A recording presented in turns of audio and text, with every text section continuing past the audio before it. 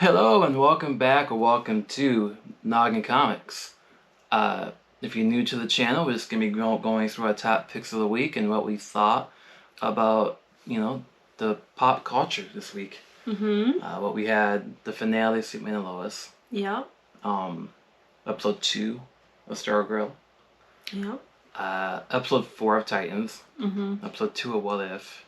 The release of Black Panther for the Avengers game. And then yesterday we were at the appraisal. So, before we dive into the books, our top 5 of the week, was it your aunt? Yeah, so Nora's aunt had this collection that they inherited. Yeah. And they asked us to come down and look at it, and we were blown away. What was your reaction looking through some of those comics? Wow. Wow. And toys. So she was hooked on the toys while I was going through these boxes, and I came across Batman 121, Mr. Freeze's first appearance. Batman 139, Batgirl's first appearance. Arkham Asylum's first appearance. This guy, the comics that they inherited were like books that we wanted on our grails. So yesterday was one of those days where I was like, I didn't want to leave the house. I just wanted to keep looking at the books. Right. But yeah, maybe that'll be a video we have coming up soon. Yeah. Separate. So it may not happen, but it may happen at the same time. It's up in the air. But I look forward to going through that again. That was crazy. We didn't record it because of the fact we didn't know what we were looking at. We thought seriously it was just gonna be a hosh-posh of 10-cent comics, basically. Yeah. So crazy. But just to see that in person. Just to see it in person. Just to hold Mr. Freeze's first appearance. So, because Mr. Freeze is probably my favorite Batman villain. But so yeah, let's dive into the top 5 real quick. You want to go first? I'll go first because your fifth pick's not up there, mine is. So it just makes sense. My number 5 pick of the week is God of Tremors by Peter Mulligan and Pieter Kowalski. Like the Kowalskis. Like our local grocery store.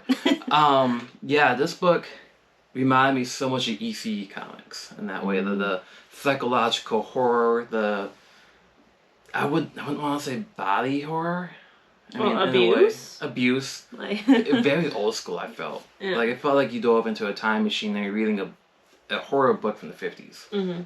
Yeah. I enjoyed it a lot. It's a one-shot. I mean, it's a one-shot? From Aftershock? Yeah, Aftershock. It's a one-shot. It's premium. It's prestige format. If you find it in a comic shop, I say pick it up. If you enjoy horror books, this was my surprise of the week. There's one other book I would say would be a surprise of the week, but I think that's my top pick. Wow. So. Yeah, I thought this was really good too. Basically about a boy who has epilepsy that in the 19th century, they're gonna... Is it epilepsy? Yes. Okay. They're gonna beat the demon out of him. And then he kind of has to find himself from there. So yeah, it's really good. I mean, I kind of wanted to see it into some sort of a show, but I think it's the best format. Yeah. I don't think it could work as a show. They would change so much. Yeah, that's true. So yeah, it's definitely good. So on to you, number 5. Yes, my number 5 is issue 5 of Home, which is the very last issue in this mini series. So we have, I can't remember now, Julio Anta writing this. So this last issue did a really good job, I think, of wrapping up the story. It's a really important story to read, I think. So now that they're all out, you can find the issues or get the trade. I would say get the trade. Yeah. Read it all at once. I want to definitely go back and read it all at once. But yeah, I mean, I think it was a good ending, but I still want more. And they leave the door open for more. Yeah. The way the book ends, it's like, well, hey, they introduce more characters that they can actually expand on. Right. But I think how it is also very good, by itself. So. Yeah, and I think you would have to change the title. Yeah. The next, if they were to go on, it wouldn't be home. Yeah. So. Right. Don't we share number 4? Yeah. Yes. So we almost didn't pick this up, but it is Second Chances by, let me try to get the person's name fully, if I can find their name. It's gotta be on like the second page. Yeah. I don't know. Wow. Yeah, anyway, Second Chances, number 1 from Image. So yeah, this was surprising. It's all black and white artwork. Yeah, very noir. Yeah. And I think that's what shocked us, is because, yeah, you look at the artwork, and you get that noir feel from it, but when you're reading it, it's like, this could definitely work as a show or a movie. Yeah, like, you know, you got some cool noir-like artwork. Yeah, dealing with the paranormal, too. And the guy giving people second chances. Now a third chance. Yeah. So, yeah, it's a good It was a lot of fun, too. Like, dialogue-wise, I think dialogue's okay, but the artwork drove it, I thought. Like, yeah. When it comes to black and white art, you look at something like Future State Gotham, sometimes it just doesn't work. Some issues do. Well, this worked well. It fit the story really well. Yeah. So. Yeah. I'll go number 3 here. Yeah. So, honestly, when I said that there were surprises on this, I thought that number 1 was a surprise. I think maybe the entire list, besides one book, for me, is really a surprise. Superman and the Authority. Now, I think going into this book, you and I would question the fact, because we don't have much knowledge of the Authority. Yeah. But Manchester Black's the only character from that whole thing that I don't know. And they brought in Nat, Steele's cousin. Daughter? Well, yeah. And they, okay, so she said daughter because in the Superman and Lois finale, show, yeah. Well, not finale, but in the show in general, Steele's daughter is named Nat. Natalie, yeah. Natalie. So, but in this, you have Steele, who is Nat, fighting against actual trolls. Yes. Which has some of the best dialogue of the year, in my opinion. Yeah, it was perfect. One of the best quotes of the whole thing was, you know, they don't talk about COVID 1 through 18. Let's see if I can find it really quick. It was really good. Yeah, so she's basically fighting off the trolls in this page. Yeah, perfect. But yeah, the team they have on this, like the team of characters that they're building, I'm really intrigued by it. Yeah. And I didn't expect to like this book. Honestly, you and I talked about skipping it as a whole. Yeah. And we have to blame Sam at Issues Needed. Our one of the LCSs we go to.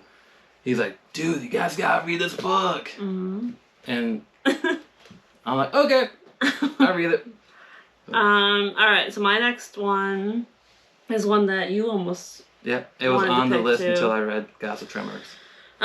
Eat the Rich by Sarah Gailey, Pius Bach, and Roman Titov, I believe. A number 1 from Boom Studios. Yeah, this book is really good. It has like a Jordan Peele type style. Very much of a Get Out feel. Kind of like a Get Out style. So this girl is going to meet her boyfriend's family, they're super rich, and she's like really intimidated and learns a lot of things that are kind of, you know, not normal. So has a really good first issue, like hook. A good setup. Yeah. Very good setup. I think by looking at the cover you can tell it's about cannibals. Yes. But, I mean, they do it in a clever way, too. So. Oh, very clever. Yeah. I mean, like I said, this if it wasn't for reading Gossip Trimmer, my last book, this would probably have made the list. So. I think we have the same number 2 We have the same number 2. No surprise, is Radiant Black, easily been the first, number 7, which is the first issue of the second arc. Yeah, the start of the second arc. And that starts really strong, I think. Oh, so much like my number 1, it fast-paced. It's so fast-paced that if you blink, if you get distracted, you miss something, I feel like. Yeah. And it would work so good as if like an animated show or just like a live action Power Rangers almost. Yeah. It has such a Power Rangers feel to it. Kyle Higgins is killing it on it. And the artwork is amazing. Yeah, it's so good. So good. I think it's very... No, I'll she go, because my number one's a shock. But to continue on Radiant Black, though, it's the whole team. They work so well together, I think. Not the characters, but the creative team. Mm-hmm. Like, the colors just pop on every page. It feels like the characters are moving off the page. Yeah. So. And there's even, like, that backup story. Yep. That's pretty clever and kind of has some ties. I really enjoy that backup story. Yeah. I mean, it was like 3-4 pages and... Yeah, and the first 6-issue trade or 5-issue trade just came out, so... Which we probably might pick up an hour. So good. Alright, so I'm gonna go first? I'll let you go first here because I feel like we had a... different, but very hard to delineate between the two. Yeah, because I kind of feel like the two can tie in a way. Yeah, so no surprise for me. I chose Nightwing 83, Tom Taylor, Bruno Redondo, and just this cover though too is awesome. Like, but yeah, this issue, I thought it was good because I thought it was still like a fast paced, but not maybe as fast paced as Kyle thought his top pick was. But there was one line where I feel like I could relate to Dick Grayson, where like he's coming back in, and Barbara and Robin are like, "Are you okay?" And he's like, "You're on the floor." He's like, I'm okay on the floor. So it's like, it's just so... I think Tom Taylor's making Dick Grayson and Nightwing probably one of the more prominent characters in DC, I feel. Yeah. And while watching Titans, it's like Dick is the best character in Titans right now and in DC Comics. Yes. You got anything else to add to it? Or? No, I just really loved it. The only reason it didn't make mine is because... Yeah. As you can tell, there's no Marvel on this list. Yeah. And I did have King Conqueror on the list. But my number one just stuck with me the entire week. I read it. It was my second book of the week that I read. I read it on Tuesday. Ram V and Fernando Blanco's Catwoman 34. Yeah. Yeah. It was just a breakneck speed. Mm-hmm. It was like the movie Speed, honestly. It was so fast paced. The artwork and dialogue and script fit so well. Oh, yeah. The ending had me shocked. Yeah. I have, honestly, this is probably one of the more better Catwoman runs. I mean, it's not Boo Baker and Darwin Cook yet, but it's still damn good. Mm-hmm. And oh yeah. I look forward to where DC's going. Fear State and now that James is potentially leaving, James Tynan, he may be leaving DC. So I'm curious who's going to be jumping into that Batman. Because But Substack, that's a conversation for a different video. Yeah, I mean it's great that they're doing their own thing. Yeah, I think that's a video that we can probably discuss. I mean, if any comic shop is watching, let's talk Substack. Let's see how it impacts the community. But yeah, I think Catwoman and Nightwing are probably the two of the strongest books coming out of DC. Yeah, I think also Detective Comics has been hitting a little harder for me, but maybe just because of Huntress. That could be Huntress for you. Like, I just... Tamaki, I really like Mariko Tamaki's writing. I know a lot of people don't, honestly, to put you on the spot right now, I feel like right now in DC, it's Nightwing, Catwoman, Mr. Miracle. Yes, Mr. Miracle is very good. Yeah. That comes out next week. Yeah. So. I mean, and other history was coming out, and we're behind on it, but that was very strong too. Yeah. I just think that DC needs more love. Yeah. The attention's not going there. The attention's going to Marvel and. Yeah, but there are a lot of DC books coming this fall that are going to be really good. So. But yeah, so now that we got the comics out of the way, and what was your favorite show of the week? I mean, we had the finale of Superman Lois. Yeah. Episode 2, Stargirl. Episode 4 of Titans, and What If. I think What If. Yeah. Yeah. I had to agree because I thought the T'Challa Star-Lord was perfect. Yeah. And not to mention what they do with the other characters, how they flipped the script on them. Yeah. And it's funny too, because last week, What If was my least favorite book of the show of the week. This one just hit harder because of Chadwick Boseman, or just because of how they kind of wrapped his story into it. Oh yeah, and Chadwick's not done with that. I think he filmed 5 episodes. Yeah, so, but still. Yeah, and I had to laugh though because our favorite show of the week last week was Titans. And that was my least favorite show this week. It was still a good episode. It's just after 3 episodes in a row, you're like, I want more. And that 3rd episode being so damn good, this 4th episode was just kind of a log in my opinion. Yeah, amazing. So. Yeah, I hope it picks up. Oh, it will pick up. There was an awesome Brother Blood Easter egg that I hope they bring in Brother Blood because he's so underrated. Okay, so. I want to ask you this because I kind of felt this way, not in a bad way as much as I wanted more. Were you unimpressed with the finale of Superman Lois? I mean, kind of, but I think where it's leading, it could be interesting. But yeah, I thought the penultimate one was better. Yeah, I thought they could do more with Jordan. Yeah, we'll see. And the Stargirl, bringing in Green Lantern, chef kiss good. That was great. Oh, that was a great review. So, yeah, and.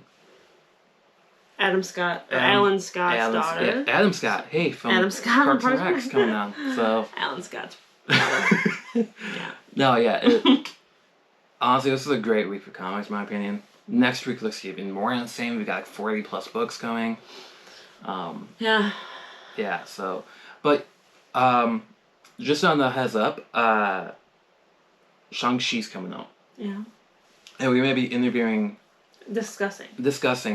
With one of my closest buddies who I've been lifelong friends with about the importance that Shang-Chi has on the Asian American community. Yeah.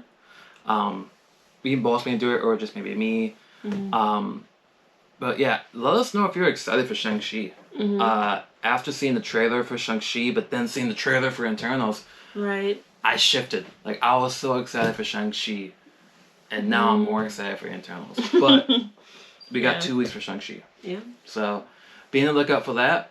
We'll try to make sure it's spoiler free, but knowing Kang, maybe not. Yeah. But yeah, thanks for watching. As always, she's gonna do a sign though. What? What does everyone say on YouTube? Like, subscribe, comment. Bye.